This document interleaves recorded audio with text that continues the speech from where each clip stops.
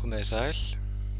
Við ætlum að kíkja þá á skák frá árinu 2004 og þetta er 14. og síðasta einvígiskák Vladimir Kramnik og Petr Leko. Kramnik er rússneskur stórmeistari og Petr Leko ungverskur, og í heimsmeistaraeinvígi þeirra árið 2004 teldi Petr Leko virkilega vel og hafði fyrir þessa síðustu skák náð vinningsforskoti í einvíginu, og Kramnik þurfti þess vegna nauðsynlega að vinna þessa síðustu skák til þess að jafna einvígið. Á þessum árum gilti enn sú regla að sitjandi heimsmeistara, sem var Kramnik í þessu tilfelli, dugði jafntefli í einvíginu til þess að vinna það. Þannig að Kramnik þurfti nauðsynlega að vinna þessa skák til þess að tryggja sér sigur í einvíginu. Og Kramnik var með hvítt og hóf skákinn á því að leika E4. Kramnik hefur nú verið þekktari fyrir að tefla öðruvísi byrjanir, til dæmis með riddari F3 í fyrsta leik eða jafnvel D4 eða C4, en hann leik E4 í þessari skák og Leko svaraði því með C6. Við skulum átta okkur á því að Leko dugði jafntefli í þessari skák og hann teldi þessuna af töluverði varkárni. Hann er mjög traustur skákmaður, virkilega traustur, og svona skákmaður sem erfitt er að fá eitthvað frumkvæði gegn og erfitt að vinna.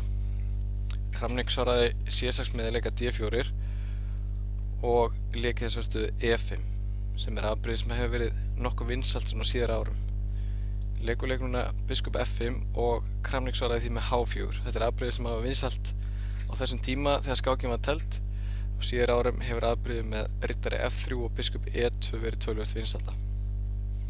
Eftir H4, sem að hótar þá að leika G4 og reka biskupinn eitthvað í burtu, leik Leko H6, og eftir G4 þá hörfaði með biskupinn hérna á D7. Það lítur eðlilega út að fara með biskupinn á H7 eftir H6, en eftir biskup H7 getur hvítur leikið þessum óþægilega leik hérna E6. Svarta getur svarað því með að drepa tilbaka og þá kemur biskup D3, og þá sjáum við eftir uppskipt á D3 hefur hvítur mjög góð tök á hvíturreitunum, hótar að skáka á G6, og svartur á svolítið erfitt með að losa sig, sérstaklega biskupinn á F8. Þannig að biskup D7 er góður leikur hjá Leko. Nú leik Kramnik riddari D2. Riddarinn geti hugsanlega verið á leiðin til B3 til að stöðva svartan í að leika C5. C5 er helsta mótspilsleiði svarts í stöðutípu sem þessari. Leko leik strax C5 í þessari stöðu og þetta drap Kramnik, sem er góður leikur. Annar leikur sem kemur til greina fyrir hvítan er C3, en hann er ekki góður í þessari stöðu því eftir riddari C6 nær svartur strax að setja pressu á miðborð hvíts og hefur í þessari stöðu sennilega svona hagstæða útgáfu af franskri vörn. Framhaldi getur hugsanlega verið drottning B6 og svartur fær fínt mótspil. Þannig að D-tripu C5 hjá Kramnik og nú leik Leko E6. E6 er hugsanlega ónákvæmur leikur í þessari stöðu. Svartur geti alveg hugsað sér að leika riddari C6 sem hótar E5-peðinu, og ef hvítur valda það til dæmis með að leika F4, þá getur svartur leikið E6, hótar C5-peðinu, og eftir riddari B3 geti komið upp svipað framhald og í skákinni. Eftir drottninga A5 sem vinnur riddarinn á C5, þá er hvítur búinn að þenja sig svolítið mikið með að leika öllum peðunum sínu fram og er ennþá með alla mennina sínu upp í borði. Svartur aðeins á undan í liðskipan og hvítur þarf aðeins að passa sig í þessari stöðu. En staðan sem kom upp í skákinni eftir E6 er mjög svipuð þessari. Einu munurinn er sá að hvítur er ekki búinn að leika F4 og það er hvítum í hag. Peði valdar en þá E3-reitin og hvíta kóngstaðan er aðeins traustari hér. Hér geti alveg komið til greina fyrir hvítan að leika biskup E3, en hann leik hér riddari F3. Nú leik Leko riddari E7 og Kramnik leik biskup D3. Mjög eðlilegur leikur. Annar leikur sem kom til greina var H5 til þess að þrengja þessu svartum á kóngsvagnum. Nú kom riddari B til C6 og þá loksins biskup E3 sem rekur drottningunni hérna yfir á A5, og núna drottning D2 sem er mjög góður leikur. Nú leik Leko riddari G6 sem hótar E5-peðinu, og hér á hvítur tvo möguleika. Hann getur annarkvort tekið riddarinn á G6 eða leikið biskup D4 eins og hann gerði í skákinni. Framhaldi eftir biskup drepi G6 gæti verið F-drepi G6 og nú drottning C2 sem hóta peðinu á G6. Hér getur svartur hrókara stutt og fær þá gott mótspil eftir F-línunni. Hvítur má alveg passa sig í þessari stöðu, hugsanlegt framhald gæti verið til dæmis hrókur H3 og núna hrókur F7 með hugmyndina tvöfaldar hrókana F-línunni, og ef hvítur er gráðugur og hirði peðið á G6 getur svartur leikið hrókudrepur F3, og eftir hrókudrepur F3 þá riddari E5 með riddara gafli og svartur fær vinningsstöðu. Kramnik lék biskup D4 eins og áður sagði, og við munum að Leko dugði jafntefli í þessari skák til þess að verða heimsmeistari, þannig að hann var fljótur að fara í uppskipti á D4 og skipta upp á drottningum með drottningdrepu D2. Staðan sem kemur upp hér er hins vegar þannig að hvítur stendur örlítið betur. Hann hefur meira rými, peðið á E5 þrengir aðeins að svartu stöðunni, og við tökum eftir að hvítirrita biskup hvíts er betri heldur en hvítirrita biskup svarts í stöðunni. Peð hvíts á svörtureitunum tóna vel við biskupinn, en biskup svarts er svolítið lokaður inn í baku eigin peðakeðu. Auk þess að við hvítum meira rými á kongsvagnum og aðeins betri möguleika á því að nota C-línuna heldur en svartur. Hér lék Leko riddari F4, hugsanlega enn að leita eftir uppskiptum af mönnum til þess að einfalda stöðuna og auka jafnteflislíkurnar. Hér hefði sennilega betri leikur verið riddari E7 til þess að flytja riddarinn yfir á kongsvanginn þar sem hann stendur ágætlega. Við sjáum eftir A6 og H5 getur komið riddari C6 og riddarinn setur smá pressu á D4 peðið. Engu að síður þarf svartur samt að verjast töluvert í þessari stöðu til þess að ná jafntefli. Hvítur stendur enn betur. En eftir riddari F4 kom hrókur A til C1 og Kramnik er ekkert hræddur við að Leko taki biskupinn á D3. Í stöðu típu sem þessari er riddarinn örlítið betri maður heldur en biskupinn, eins og áður sagði, því að biskupinn rekst svolítið á eigin peð og hvítur hefur enn meira rými í stöðunni. Hvítur getur til dæmis hér virkjað riddarinn sem með að leika riddari H2, og eftir uppskipti á C1 og á C8 getur hvítur sótt áfram á kongsvagnum. Þetta er svona eitt dæmi, riddarinn getur verið á leiðinni til G4 til þess að hóta H6-peðinu. Þannig eftir hrókur A til C1 þá drap Leko ekki á D3 heldur leik hann H5. Nú kom hrókur H til G1. Kramnik vill ekki læsa peðastöðunni á kongsvagnum með að leika G5, heldur vill hann halda möguleikunum sínum opnum á því að sækja líka eftir G-línunni. Hér kom biskup C6 sem að lokar auðvitað C-línunni og kemur í veg fyrir að hvíti hrókurinn komist inn til C7, og hér drap Kramnik á H5. Leko draf tilbaka með riddara og nú kom góða leikur hjá Kramnik. Hann vill auðvitað reyna að opna C-línuna til þess að virkja hrókinn sinn á C7 og lék þess vegna B4. Hann er líka að setja peðið sitt bara á svartan reit, þar sem hann stendur vel með tilliti til biskupsins sem eru hvítu reitum. Hér kom A6 og annar góður leikur hjá Kramnik sem ekki er auðvelt að sjá. Hann lék A4, fórnan peðinu. Ef að Leko hefði tekið peðið á A4 hefði getað komið hrókur C7, og ef nú biskup B5 þá bara biskup B1, og hvítur hefur öll tök á stöðunni hér.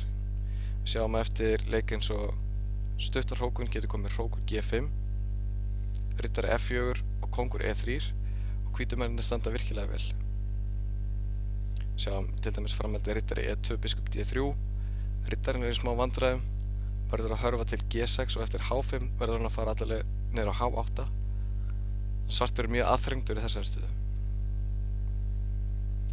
Þannig eftir A4 þá kom kongur D8 hjá Leko. Hann vill valda C7-reitin til að koma veg fyrir innrás hvíts þar. En gallinn við þennan kongur D8 leik er að F7-peðið er valdlaust í framhaldinu og hvítur getur í sumum tilfellum leikið riddari G5 og hótað að drepa á F7. Það er leikurinn sem að Kramnik leik í þessari stöðu og nú þarf Leko að finna annan leik til þess að valda F7-peðið sitt, og hann hörfaði með biskupinn sinn allavega niður á E8. Eins og við sjáum þá er svartastaðan mjög passív og það er erfitt að finna góða leiki fyrir svartan hér, en það er mjög auðvelt að bæta hvítu stöðuna. Hér er hvítu til dæmis geta bætt stöðu kongsins með að leika kongur E3 og reyndi í framhaldinu að tvöfalda kannski á C-línunni, en Kramnik ákvað að reyna að þrengja aðeins meira að svörtum á drottningvagnum og lék B5. Nú kom riddari F4 hjá Leko og B6 hjá Kramnik sem er glæsilegur leikur sem að valdar C7-reitin. Ef Ef við förum aðeins tilbaka þá hefði Lego getað hugsað sér í staðinn fyrir að leika riddari F4 að taka peðið á B5. Þá hefði Kramnik getað tekið tilbaka með biskup. Og eftir núna riddari F4 getur komið kóngur E3 og hvítur bætir stöðuna sína smátt og smátt. Annar leikur fyrir svartan er B6 og aftur getur hvítur valið að leika kóngur E3 eða jafnvel hrókur C3 með hugmyndinni að virkja hrókana á C-línunni. Þetta er erfið staða eins og ég segi fyrir svartan að tefla. En eftir riddari F4 og B6 sem valdar C7-reitin eins og áður sagði, þá ákvað Lego að fara hérna í uppskipti á D3. Annar leikur sem kom til greina var hrókur C8 en staða svarts eftir uppskipt á C8 og svo skák á C1 er mjög erfið. Sjáum við að hvítur er farin að hóta að taka peðið á F7 og svartur er mjög aðþrengdur. Eftir riddari drepur D3 og kóngur drepur D3 þá lék Lego hrókur C8. Annar leikur sem kom til greina hér var hrókur drepur H4. Þá hefði Kramnik væntanlega farið með hrókinn sinn upp á C7 og hótar þá F7 peðinu. Og eftir hrókur C8 þessari stöðu geti komið riddari drepur F7 skák. Og eftir uppskipta F7 þá hóta hvítur að taka peðið á G7 með máthótunum í framhaldinu, bæði á G8 og F8. Það er mjög erfitt fyrir svartan að svara þessu. Við sjáum að eftir hrókur C4 með hugmyndina að drepa D4 þá getur hvítur alveg leyft sér að taka peðið á G7 því eftir hrókur H drepur D4 skák þá flýr kóngurinn niður á E2 fyrir skjól og svartur á ekkert svar við máthótunum hvíts á 8. reitarröðinni eða þá einfaldlega hirða peðið á B7. Þannig að Lego leik hrókur C8 og nú fór Kramnik í uppskipti á C8 og skákaði svo á C1. Nú kom biskup C6 hjá Lego, hann vill ekki hleypa hróknum upp á 7. reitarröð og núna tók Kramnik peðið á F7. Lego drap hérna H4 með hrók og nú kom skák á D6 með riddara. Nú sjáum við hvað riddarinn verður alveg hrikalega sterkur í framhaldinu. Valdaður riddari svona nálægt kóngi andstæðingsins er yfirleitt mjög verðmætur. Töluvert betri maður heldur en biskup svarts.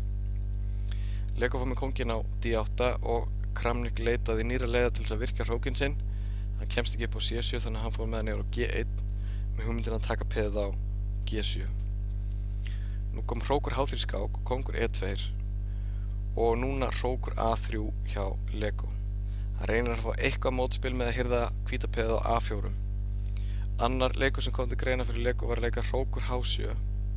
Sá leikur er bara einfaldlega of varnarsinnaður, of passífur og hvítur getur bætt stöðuna sína með að leika hér A5, virkja síðan kónginn sinn, stilt hróknum upp á G6 og svartur er algjörlega aðþrengdur. Við sjáum að eftir biðleika eins og F3 er í þessar stöðu svartur í hálfgerð leikþröng. Hann má ekki fara með biskupinn í burtu, þá fellur B7 peðið, hrókurinn má ekki fara neitt, þá fellur G7 peðið og ef hann leikur kóngsleika eins og kóngur D7 þá getur komið riddari F7 og svo riddari G5 sem hóta bæði hróknum á H7 og peðinu á E6. Þetta er vonlaus staða fyrir svartan. En að hrókur A3 var eðlilegur leikur fyrir Lego til þess að reyna að fá eitthvað mótspil. Núna drap Kramnik á G7 og Lego drap á A4. Hótar þá D4 peði hvíts en Kramnik velti því ekkert fyrir sér og leik F4 hér og hótar þá að brjótast í gegn með að leika F5. Sjáum eftir hrókur drepur D4 í þessari stöðu kemur F5, eftir E-drepur F5 kemur E6 og þetta er mjög hættulegt fyrir svartan. Þess vegna skákaði Lego hérna á A2 og Kramnik leik kóngur F3 og nú kom hrókur A3 skák og kóngur G4. Og ég ætla aðeins að stoppa hér og fara nokkur ár aftur í tíman. Raunar 80 ár aftur í tíman í skák sem var teflt í New York árið 1924 og þar áttust við José Raúl Capablanca og Xavier Tartakover.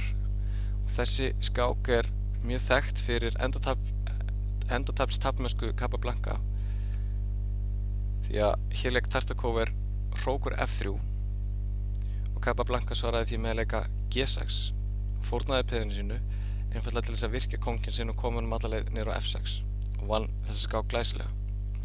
Ef við förum aðeins tilbaka þá minnir þessi staða örlítið á stöðuna sem við erum að skoða í skákjunum okkar með Kramnik og Lego því að Lego lék hérna hrókur D3 sem hótar piðin á D4 og Kramnik lék F5. Þetta er mjög svipað þema og eins og ég hef áður sagt, það er mjög verðmætt að skoða skákir, gömlu skákir meistaranna og læra þemun sem komið þar upp, því að þessi munstur, þau eru síendurtekin í skákum og lærir maður þessi þemu þá getur maður nýtt þau í sínum eigin skákum. Það er það sem Kramnik gerir hér, leikur F5 og eftir hrókudreipi D4 kom kóngur G5 og eftir e-dreipur F5 kom kóngur F6. Hvíti kóngurinn tekur þátt í sókninni og er í góðu skjóli, svartur á enga möguleika á því að skáka eða neitt slíkt og kemst bara einfaldlega ekkert í vörnina.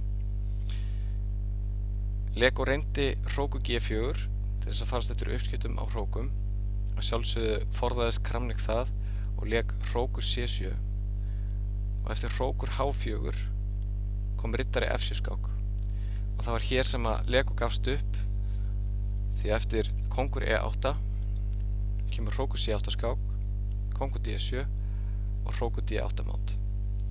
Þessi skák tryggði Kramnik þess vegna heimsmeistaratitilinn og það má segja að þessi skák hafi verið algjört meistaraverk hjá Kramnik, stöðulega frábærlega tefld skák, sérstaklega ef við hugsum okkur pressuna sem var á honum að þurfa að vinna skákina til þess að tryggja sér heimsmeistaratitilinn. Takk fyrir þetta.